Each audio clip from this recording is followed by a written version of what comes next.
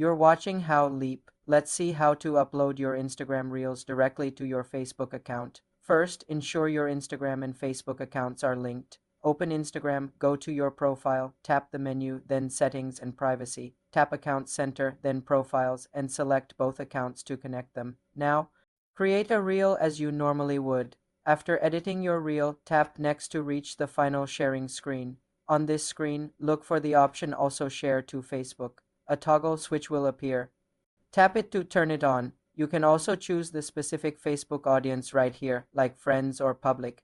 Add your caption and hashtags as usual. Tap Share. Your reel will now be published to both Instagram and your connected Facebook profile or page simultaneously. To share an existing reel to Facebook after posting, go to the reel on your Instagram profile. Tap the three-dot menu, select Share to, and then choose Facebook. If you don't see the option, ensure the accounts are linked in the Account Center. This cross-posting saves time and expands your reach. The reel will appear as a native Facebook video with sound. For more simple social media tutorials, subscribe to the channel.